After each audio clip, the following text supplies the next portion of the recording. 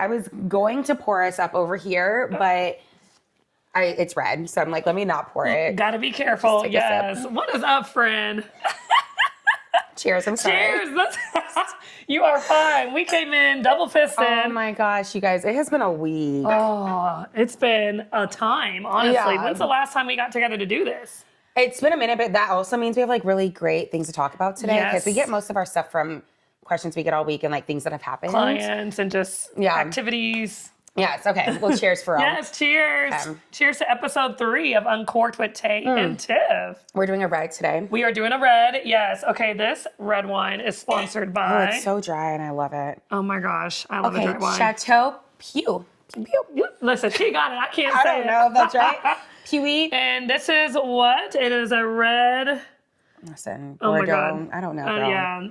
Oh, it's basically a blend. It's Cab it's and a Cab. Merlot. You're right. Yeah, mainly Merlot. It's a blend, a red blend. I'm actually surprised. I don't usually like red blends, but this one's good. I am a Cab girly through and through. However, you always have the best wine selections, in my opinion. You know, the secret is that it's my mother's. Listen, shout out to Mom. We take her wine all the time. Let me try it. Oh, yeah. Like you said, I love a dry wine. Same. So smooth. The drier, the better. I want it to feel like a towel in my mouth. Yes. Is that weird? No. Okay. I mean, a little bit, but whatever works. Like dry. Yes. Okay. Yes. Well, it's been a week. We know. It's been a week, yes. Yeah. Do you want to move this? Are you okay? Let me see. Yes. More comfortable without? Yes. Okay. That works. Thank you. You're welcome. Okay. We're just going to hop into some of the topics. Yes. Okay. But before we get started, can we just please show off these cute little cue cards? Oh my gosh, with our logo on there, we're official. Yo, I feel like we're real people. Yeah, like we're a talk show host, you know? Like we are building the brand. We are building it. My phone. Yes, right. Asking questions. We have like real cue cards. This is it. So shout out to you guys for all the support. Yes. Be sure to share this YouTube video with anyone that you think may be able to benefit from it. Yes, please do. I love the support we're already getting. I think it's been really great. People are like, why is it taking so long for the next episode? And I'm like, life be lifing, okay? Yeah, we'll do it. I promise. Okay. So. Yes. Okay. Talking about what's been going on this week. Yes. I think that something that's important to talk about is the process from you get pre-approved, we find the house. Yes. And I think it becomes a shock to some people that there's still so much more to do. Oh, yeah. So on your end, what does it look like from being pre-approved, going under contract to the clear to close? Oh, awesome. I know it's probably a loaded question, but like, what is it? What is going on your side? So on the financing side, once you go under contract, that's when we basically start everything to get you approved through underwriting. Okay. So we're setting everything up. So we have your contract. We do what's called initial disclosures. Initial disclosures is your loan estimate. It's your initial loan estimate. So the numbers will vary. They will change. I typically like to do worst case scenario up front. So when we do close, buyers are more excited that their monthly payment went down and their cash to close. But that's really the first part. So I'm locking in your interest rate. People are always like, oh, can I have the interest rate 2 weeks ago? Well, no, I can't tie you into an interest rate until you have a property for a home loan. Yes, so that's the biggest thing. I basically lock in their interest rate and then we start the processing. Okay. That's when we get the appraisal ordered. That's when we get title work done. So just kind of backtrack the appraisal. Do you want to kind of talk about that? Like, what does the appraisal look like? So, yes. Well, one, I love when the appraisal is waived. Listen. But, so when you're getting your home appraised, it's really just getting the third party to come in and make sure that it's worth what you're paying for. It really just helps for people to not be able to overprice their home. So let's say the demand in the neighborhood is 400,000, but somebody's like, I'm going to list mine for 600,000.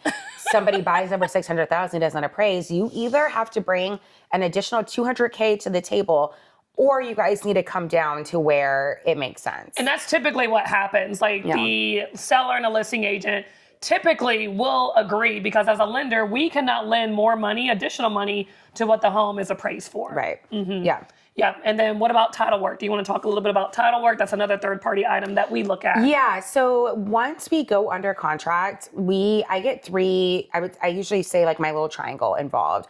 It's myself, it's title, and it's the lender. And so there's there's ways that you and title work directly together, and there's ways that myself and title work directly together with my client. And so really we're all just like one moving piece to get everything together. So there's things that are needed on the title side from you and from us. And so it all kind of comes together, like HOA documents, making sure all of that is cohesive and being sent over to my buyer from the seller. The title company really goes off of the contract. And so they make sure that earnest money is in. They make sure that the deposit has, earnest money deposit, same thing, that the option money has been paid. All of that they're keeping up with, along with other documents that need to be signed throughout the process. Correct. And on the lending side, we're trying to make sure that you can really purchase this home free and clear. You know, sometimes there might be liens on the property, and those liens need to be taken care of before we can issue financing over to the buyer. So all this is done on the front end, right?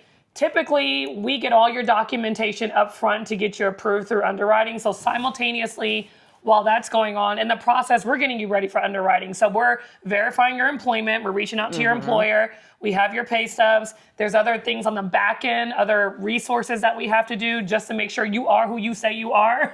But it's honestly, we do our due diligence all up front. So that way there's really no issues, no hiccups, no surprises through underwriting.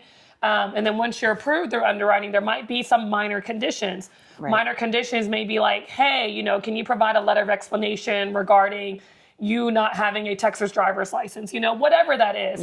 It's just additional information that the underwriter needs, but it's not going to technically disqualify you from the loan. We just need extra information so that way you can get approved through underwriting. The way that I try to explain it to my clients is for someone to loan you. Let's say it's just a regular person off the street. For someone to want to loan you $500,000, they are going to want to make sure that you can. That you have the ability to pay it back. That you can pay it back. And anybody. So it all comes down to. And I the reason why I definitely wanted to talk about this today is because I also have been getting more questions. Why do they need this? Why? Feels invasive. This feels whatever. And I'm like, if your brother was like, hey, I'm going to loan you $500K, they should be asking the same questions. I agree. Very good point. They should be asking for proof of all kinds of things to make sure that you're getting this money back. We just can't go off of your word. No, you know? And I like to try to make sure that our clients are prepared to know that we did get pre-approved, we're under contract, but there will be some things that we still need to do to make sure we make it to the finish line, like clear to close. So people get mad sometimes. So I'm like, we do need this. This is why this makes sense. So, and I try to have a real softer approach on it. You know, I try to really guide them and hold their hand because you mentioned it is very invasive, you know? So I do want to let them know just for assurance purposes, like, hey, we're not just asking you this just to ask you this. We need this information. I want to get you to the finish line as quickly and smoothly as possible. I have had clients that work remote, but in another state, and they're moving to Dallas. And when they're asked they need a letter from their job saying, hey, like they are allowed to work in Texas.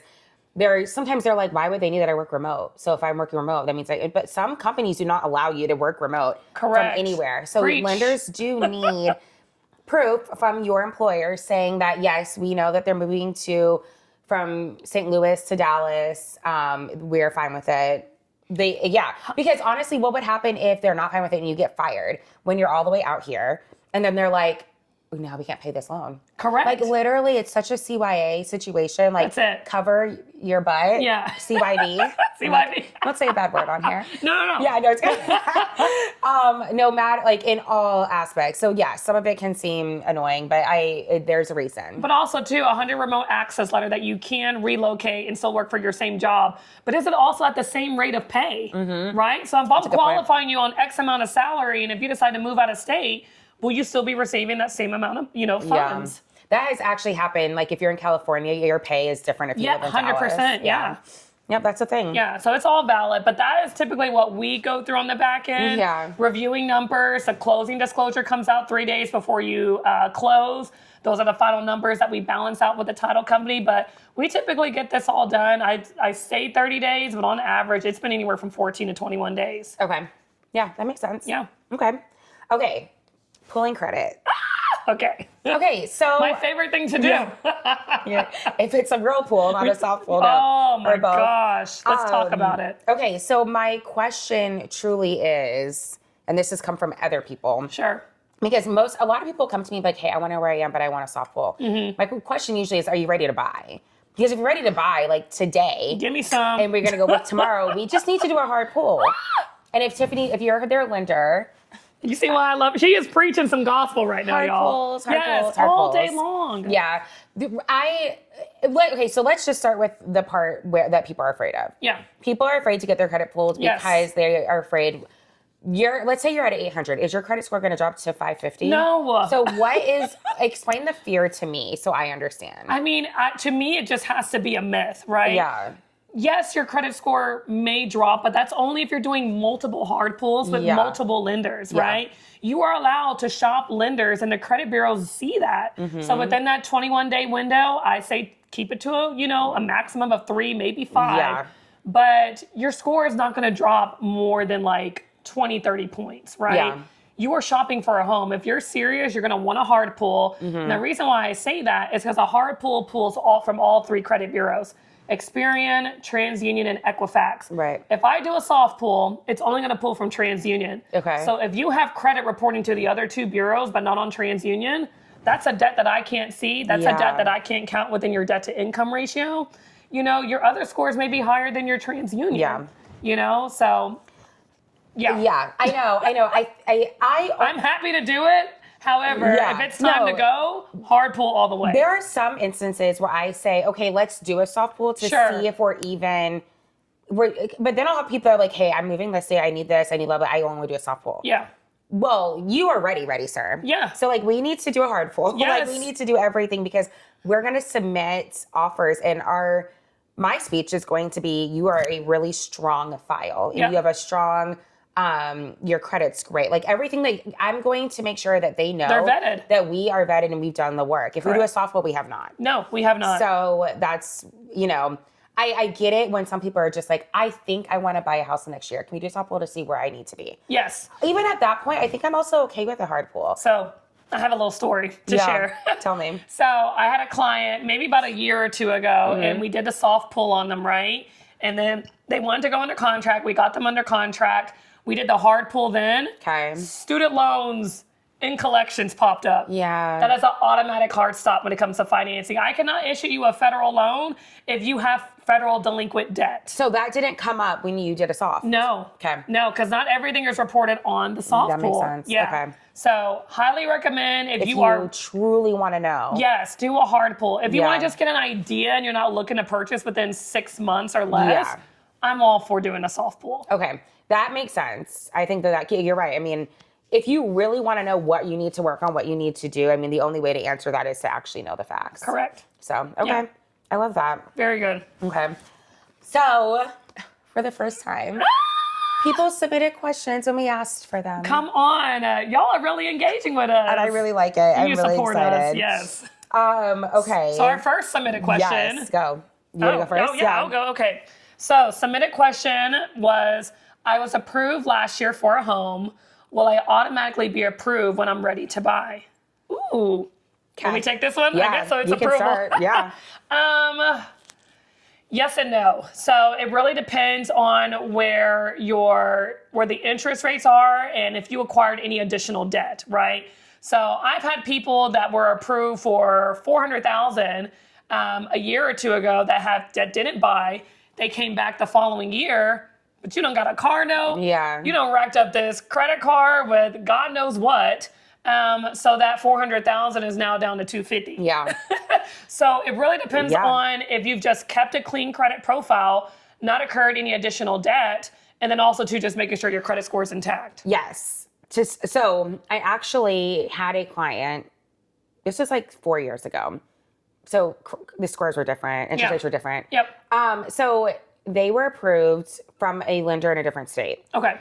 For $850. When they came here, it was maybe a year and a half later. Okay. Their approval was closer to $550. Okay. 600-ish, whatever. So about $200,000 drop. Yeah. And so their pushback was, there's no way. This lender doesn't know what they're doing. Because last year I was approved for $850. Why is it different? Yeah. Well, let's talk about it. Let's talk when about she really asked some questions, they also had purchased a home too. So there's another home in the other state. So that added onto it. And a few there was other things that were added that changed additional the price. debt. Yes. It doesn't mean you're doing anything wrong. It just means that you have added some things That's it. to your portfolio that change everything. So yeah, I just remember that conversation because I was like, how do I make them understand why it's different? But we really I've just the questions. You just have to ask what has changed for you financially? Has anything changed at all?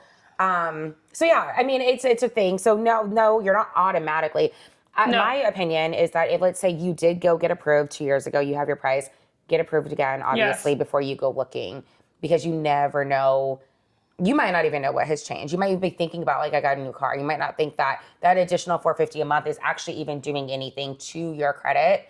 So even if you co-sign for somebody, even if you co-sign for someone, that appears on your credit report. Yes. Now there are ways to get around it. Typically, we need 12 months bank statements from the person making the payment to the creditor if you're just a co-signer.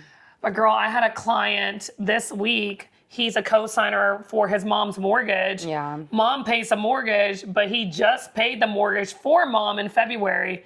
I said, we can't proceed until February 2027. Because he paid on it? Yes. So now he's liable. Like he's liable for that debt now. Dang. So now that $1,500 payment, I have to factor into his DTI. Yeah. So had he never paid that month, it wouldn't have effect. Yeah. It would have been a different effect. Yes. Like, just not that. Yeah. It literally went from $300,000 to around like $175,000. That's really crazy. I mean, those are things that sometimes, I don't know, I'm not a lender, but also things that are definitely our clients are not. They're just aware of. No. Like, I got you. Here's your $3,000 for your mortgage. I got it. But then it's like, oh. But what about you? Yeah. Also, too, and that's why I say I want to be my client's, their best friend during their transaction.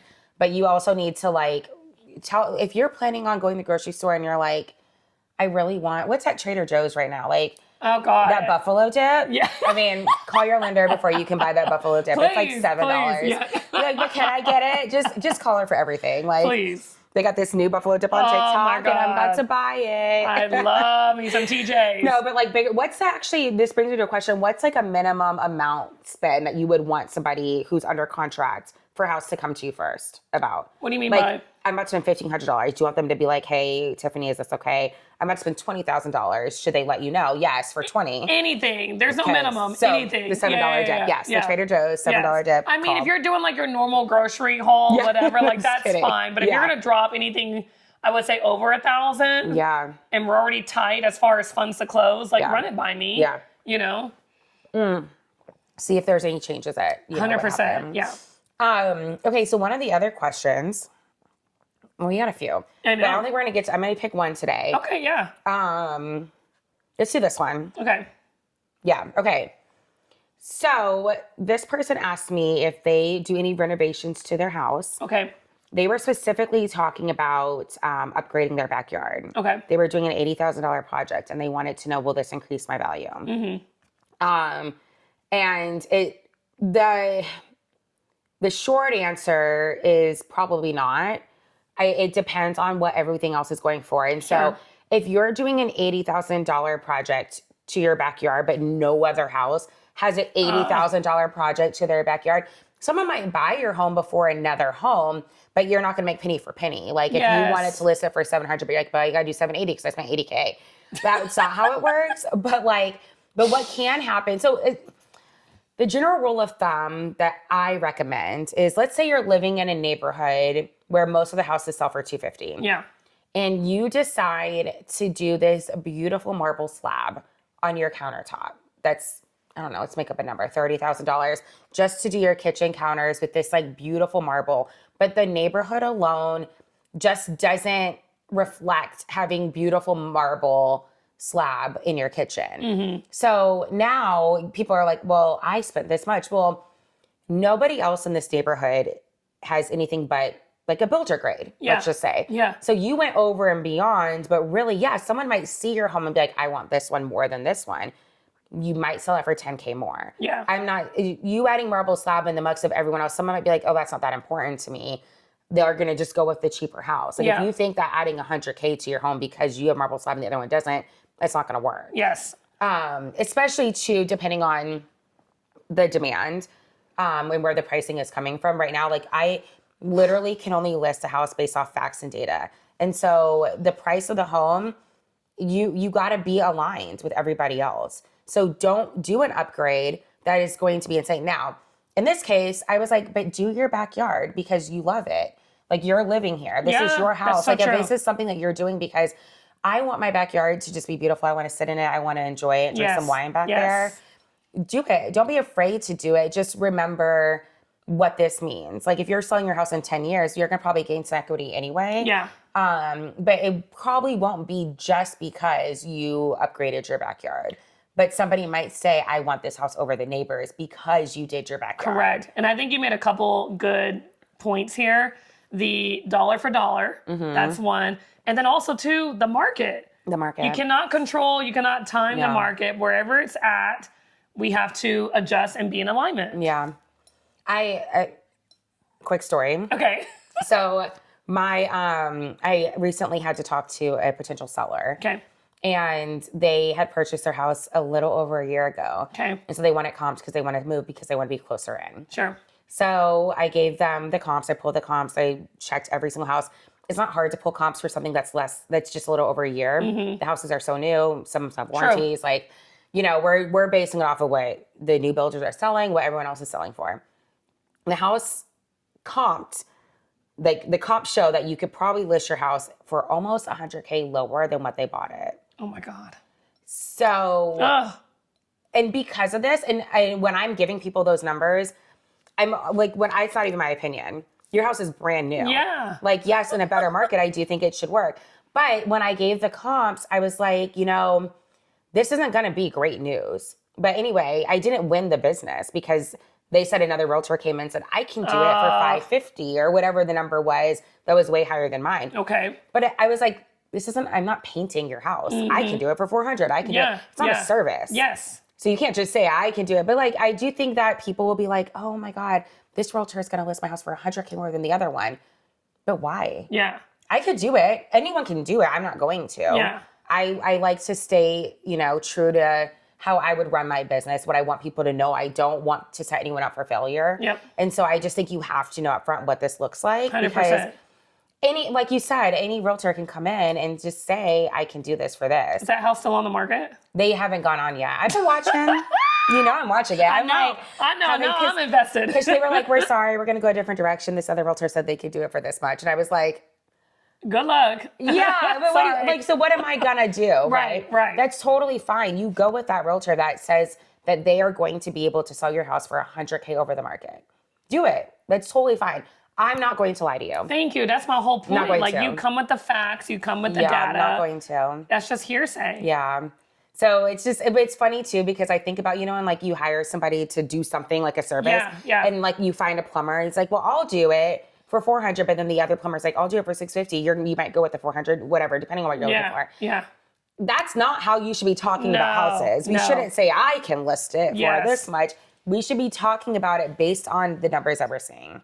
So anyway, 100%. I told that story. I told that story to some of my mentees the other day too, because I was like, I lost business over it, but that's okay. That's okay. Listen, like figure out how all business ain't good business. No, it's not. And all business is good. You have to stay true to like what your brand is and how you like to handle your business, and But yeah, blessings will continue to flow. Hey, just like this wine, girl. Was that so cheesy? The wine is flowing. No, it's perfect. We have not had a red. This is our first time drinking a red on the show. I hope my hair wasn't covering the mic the whole time. No, it's DGI. It's good. Yeah. Oh, okay. Fancy. I did just get my hair done, so. Yeah, she's got her braids. I'm back to my Beyonce blonde. Yeah, we're back. We're back, baby. We're back. But yeah, thank you guys for joining us today. We'll be back. Fun. We'll try to go a little bit sooner than last time. Yes. We'll be back with our cards. And if you guys have questions you want to submit, add them in the comments. Like and share this video, and please subscribe to our channel. Yes. We need subscribers. What do they say? Like, click and subscribe. Yeah, click and subscribe. Like and subscribe. Until next time, guys. All right, bye. Bye.